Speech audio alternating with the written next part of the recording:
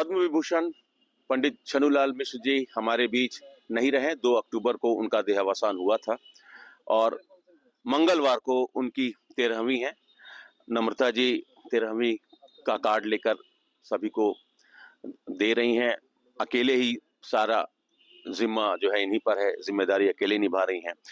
लेकिन एक जो खबर आई कि परिवार में सब कुछ ठीक नहीं है दीदी, है ना।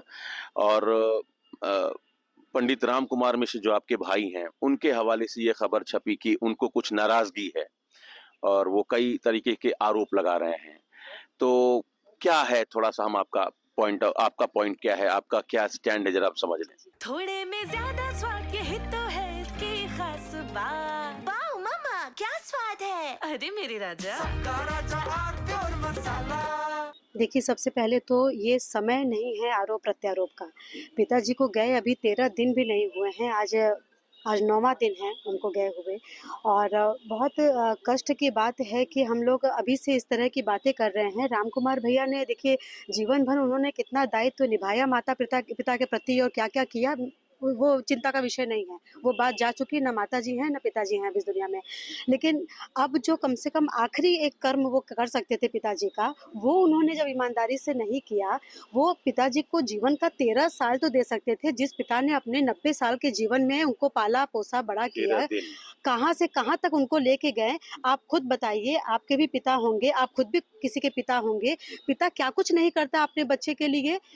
भैया को तबले पे हाथ रखने से लेके और देश विदेश में उनकी पहचान बनाने में क्या पिताजी का योगदान नहीं था? उसके बदले में क्या राम कुमार भैया अपने जीवन का 13 दिन नहीं दे सकते थे? ऊपर से उन्होंने 3 दिन में त्रिरात्रि की। किसी भी आप सनातन परंपरा की बहुत किसी प्रकांड विद्वान या धर्मगुरु के पास मत जाइए। आप एक थोड़ी-सी जानकारी वाले पंडित से भी पूछेंगे तो वो भी कहेगा कि माता-पिता की त्रिरात्रि नहीं होनी चाहिए। ये सनातन परंपरा के पूरी तरह से विरुद्ध है। माता-पिता जो पूरी अवस्था जी के जाते हैं, 90 वर्ष की अवस्था कम नहीं होती है। पिताजी ने 90 वर्ष का जीवन देखा है, पूरा अपने पुत्र पौत्र सब कुछ देख के गए हैं वो। तो ऐसा नहीं है कि उनकी अकाल मृत्यु हुई थी या हमें किसी के धन की कमी थी, कोई इतना गया गुजरा है पिताजी के 5 संतानों में कि उनका क्रियाक्रम 13 दिन का न कर सके। ऐसा कोई कारण नहीं था कि रामकुमार भैया ने आनन-फानन में किसी तरह से कर दिया और 3 दिन में ख़त्म कर दिया। वो जिस तरह से सुबह से इन्फॉर्मेशन मिलने के बाद वो रात को 8:30-9 बजे आए। आप सबको मालूम है, आप लोग वहाँ थे उस समय। वो चाहते तो फ्लाइट से आ सकते थे, नहीं आए, कोई बात नहीं, उसमें भी हमें कोई शिकायत नहीं है। वो काला और लाल कपड़ा कुर्ता पहन के, जीन्स पहन के आए, उसमें भी ये पिताजी की इच्छा नहीं रही होगी, आप जानते हैं। वो अपनी मर्ज़ी से आए, उनको जो करना था अपनी श्रद्धा से उन्होंने किया। वहाँ जाके भी उन्होंने ना तो बाल अपने छिलवाए, ये बाल उतरवाना हमारी सनातन परंपरा है भई। ऐसा कोई परिवार शायद ही होगा जो फैशन में या अपने निजी स्वार्थ के लिए ये छोटा-सा भी कर्म न करवाए। ठीक है, पूरा न करवाते, पीछे थोड़ा-सा या कुछ लोग आगे कलम निकलवा लेते हैं, उन्होंने कुछ नहीं किया। दाग भी दिया तो नहा के स्नान करके, गंगा स्नान करके श्वेत वस्त्र पहन के किया जाता है। उन्होंने काले कपड़ों में ही कर दिया। किसी तरह से मेरे बुआ जी के बेटे गगन ने राहुल को नीचे एक सफ़ेद कपड़ा पहना दिया था कि इतना तो कर लो। और वो करने के बाद वो लोग घर चले गए। 3 दिन में आनन-फानन में उनके पंडित जी ने खुद ये स्वीकार किया है। उन्होंने रो के कहा कि नम्रता जी, मेरी आत्मा रो रही है कि पंडित जी जैसे संत व्यक्ति का क्रियाक्रम आनन-फानन में हो रहा है, कोई विधिक तरीके से नहीं हो रहा है। उन्होंने कहा केवल खाना पूर्ति हो रही है, 4 घंटे का काम 1 घंटे में करने का निर्देश दिया जा रहा है। जहाँ 10,000 खर्च होना है, वहाँ 1,000 रुपए में खर्च करने की बात हो रही है। ये इतनी निंदनीय बात है, मैं इसके लिए बिल्कुल भी नहीं तैयार हूँ। ये मैं एक्सेप्ट नहीं कर सकती कि हमारे पास, हम 5 संतानों के पास इतने पैसे नहीं है कि पिताजी का हम लोग विधि विधान से अंतिम क्रिया कर सकें। ठीक है, हमें उसमें भी कोई आपत्ति नहीं थी। आपने देखा, हमने कभी किसी से कुछ नहीं कहा। वो 3 दिन का करके त्रिरात्रि चले गए, हमें उससे भी कोई मतलब नहीं है। जाने के बाद उन्होंने जो मीडिया में पिताजी की सनातन छवि को खराब किया है कि पंडित जी की इच्छा थी कि बाल न कटे, पंडित जी की इच्छा थी कि उनकी त्रिरात्रि कर दी जाए। तो मैं आपको बता दूं कि कोविड के समय में मेरी माताजी और दीदी का त्रिरात्रि हुआ था, लेकिन वो आपदा काल था। उस समय इस तरह का माहौल था, महामारी का समय था। उस समय कौन से पंडित 13 दिन का विधि विधान कराते। और आपातकाल में माताजी की डेथ हुई, उधर मेरी दीदी हॉस्पिटलाइज थी, इधर उनका चौथा चल रहा है, उधर एक्सपायर हो गई बड़ी दीदी।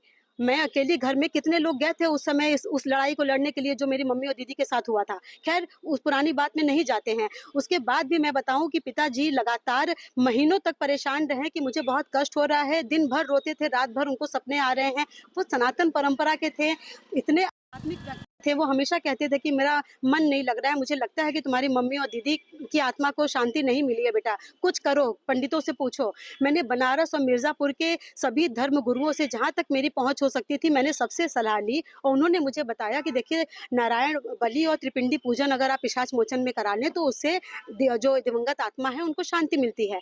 तो इसके ये पूरे परिवार को मालूम है कि मैंने 5 दिन का अनुष्ठान कराया, लाखों रुपए खर्च किए, मैंने जितना मैं कर सकती थी मैं उसके लिए शायद पूरा विधि विधान किया मैंने और पिताजी भी वहाँ पे 1 दिन के लिए आए थे वो केवल और व्हील चेयर पे आए थे। उन्होंने बस 1 दिन की पूजा देखी और फिर वो चले गए। बाकी 5 दिन का विधान मैंने किया। तब जाके पिताजी को लगा कि हाँ, अब मुझे उनकी आवाज़ नहीं आती है, अब मुझे लगता है वो लोग चली गई। ये बात कहने वाला इंसान खुद के लिए कह देगा कि तुम मेरा त्रिरात्रि करके चले जाना। और अगर उन्होंने कहा भी तो भी भैया का क्या फर्ज था कि वो क्या 13 दिन का समय दे नहीं सकते थे। और ये जो भैया जो दुष्प्रचार कर रहे हैं, मकान की बात कर रहे हैं या 25,000 रुपए वाली बात कर रहे हैं, देखिए मैं ये नहीं कह रही हूँ कि मैं 25,000 रुपए नहीं दे सकती। मैंने अपने जीवन के 25 साल की नौकरी का जब सब कुछ समर्पण कर दिया अपने माता पिता और परिवार के लिए, इन्हीं भाई भाभी और बच्चों के लिए, अपनी बहनों के लिए, तो क्या मैं 25,000 रुपए नहीं दे सकती हूँ? मैंने 25,000 रुपए दिए और तुरंत मैंने दिए। जैसे ही मेरे पास रात में फ़ोन आया कि मैंने राम कुमार भैया से जब माँगा कि आप दे दीजिए ये 25,000 90 रुपए का भुगतान कौन करेगा? तो उन्होंने मना कर दिया कि किसने व्यवस्था कराई थी? तो उन्होंने कहा कि नम्रता मिश्रा ने। तो बोले कि हाँ, तो उनसे माँगो, मुझसे क्यों माँग रहे हो? और जब मैंने भुगतान कर दिया तो अब इस तरह की बात हो रही है कि दोनों बेटा-बेटी कोई भुगतान नहीं कर रहा है। मैं सिर्फ़ ये कह रही हूँ कि क्या भैया के पास इतना भी नहीं था, जीवन भर पिता ने उनको सिर्फ़ दिया ही था। कभी भी भैया ने पिताजी को कुछ नहीं दिया था, ये मानी हुई बात है। देखिए कोई भी पिताजी ने ही उनको प्रोग्राम्स दिलाए, पिताजी मुख्य कलाकार थे, भैया अकम्पनिस्ट थे, अपने साथ ले जाते थे, बाकायदा वो पेमेंट लेते थे। ऐसा नहीं है कि भैया पिताजी के नाम पे बिना पेमेंट के जाते थे। तो उन्होंने पिता से सिर्फ लिया ही है। दिल्ली वाले 2-2 मकान, करोड़ों का फ्लैट दिलाया, गाड़ियाँ दिलाई, सब कुछ तो पिताजी का किया हुआ था। तो क्या भैया के पास 25,000 रुपए उस समय नहीं थे कि वो पेटीएम कर दें? राहुल नहीं कर सकता था। लेकिन ये फिर भी छोटी बात है। देखिए हमें बुरा सिर्फ ये लगा कि पिताजी की सनातन छवि को प्लीज मत खराब करिए भैया। मकान की जो बात है, छोटी गैबी का वो 500 स्क्वायर फीट का जो मकान था वो मेन वही जड़ है क्या झगड़े का? वो कोई झगड़े का जड़ नहीं है। वो जब पिताजी ने अपने जीवन काल में ही जब वसीयत बना दी थी, तो वसीयत में पिताजी ने सबको सब कुछ दिया था, सबको अपना हिस्सा मिला, सब लोग बड़ी खुशी-खुशी साइन करके अकाउंट में पैसे लेके अपने-अपने घर चले गए। अब ये बात उठ रही है जब पिताजी ने कहा कि जब तुम्हारे भाई बहन, आपको मालूम है देखिए बताने की अब छुपाने वाली कोई बात है नहीं हमारे परिवार का कि 4-5 केस ममता दी ने फर्जी मेरे ऊपर कर रखा है। तो पिताजी इससे इतने चिंतित थे कि उन्होंने कहा कि जब मेरे जीते जी तुम्हारे भाई-बहन ऐसा कर रहे हैं, तो मुझे लगता है कि मेरे जाने के बाद तो ये ना तो तुम्हें छोटी गैबी में रहने देंगे, ना उसको बेचने देंगे। उन्होंने कहा कि मेरे जीवन काल में मेरी इच्छा है कि तुम इसको बेचो। मैंने उनसे कहा भी कि पिताजी आपके जीते जी हम नहीं बेच सकते उसे। मेरे लिए मेरा कॉन्शियस नहीं अलाउ कर रहा है। लेकिन पिताजी ने कहा कि तुम उसे ही बेचोगे जिसको मैं कहूँगा। मेरे घर के जस्ट बगल में अजय यादव जी और अंजू यादव रहते हैं, उनकी पत्नी। ये वो लोग हैं जिनकी शादी के समय मेरे मम्मी-पापा ने ही उनको डोली से उतारा था। वो अपने सास-ससुर की तरह देखती थी और एक बहू की तरह उन्होंने सेवा भी की है। मैं बिल्कुल खुलेआम ये कह सकती हूँ कि भाभी ने आकर एक दिन भी 4 वर्षों से जब से पिताजी मतलब कहते हैं ना कि अब उनके लिए संभव नहीं था, वो बेड पे थे, वो व्हील चेयर पे चलते थे। उस समय एक दिन भी भाभी ने आके मिर्ज़ापुर में या बनारस में पिताजी के लिए एक टाइम का खाना नहीं बनाया है। लेकिन यही अंजू यादव जी जो बगल में रहती हैं, उन्होंने पिताजी के लिए हफ्ते-हफ्ते भर रह के वो पिताजी की सेवा मिर्ज़ापुर में भी किया करती थी। उन्होंने अपना घर अभी तक रिनोवेट नहीं कराया कि नहीं वो कमरा तो हम कभी नहीं तोड़ेंगे, जब तक बाबूजी हैं नहीं तोड़ेंगे। उनके ही आग्रह पे पिताजी के जो उनका शव था वो हम लोग लेके सबसे पहले वो शरीर को वहीं पे गए। अंदर उन्हीं के कमरे के बाहर उसको रखा गया, लेकिन इतना कंजेस्टेड है, वो इतना छोटा घर है, आप सब गए हैं वहाँ पे। उसको निकाल के फिर बाहर रखा गया और ये दयालु भैया के आग्रह पे रखा गया कि भई अंदर बहुत कंजेस्टेड हो रहा है, बहुत लोग आने वाले हैं, तो कृपया इसे बाहर रखें। और वहीं पे उनका सब काम हुआ, वहीं पे उनका गरुड़ पुराण चला है और अब वहीं से वो सब कुछ कर रहे हैं। तो इससे बड़ा बेटा-बहू का फ़र्ज़ कौन निभाएगा? जो कि बगल वाले निभा रहे हैं। तो ये उन्हीं को बेचा गया है और कोई ऐसा करोड़ों में नहीं उसकी नीलामी की गई है, बोली लगाई गई है। जो उसकी वैल्यू है, उससे भी कम में मैंने लेकर और बस कह दिया कि भाभी ये घर भले ही बिक रहा है, पर ये कागज़ पे केवल नाम गया है। इस पे अधिकार आज भी सबका है, वो बुलाती हैं, हम लोग जाते हैं उनके घर में, कोई ऐसा व्यक्ति व्यक्ति नहीं है जो उनके घर पे जाए पिताजी से मिलने और वो चाय पानी करा के न भेजें।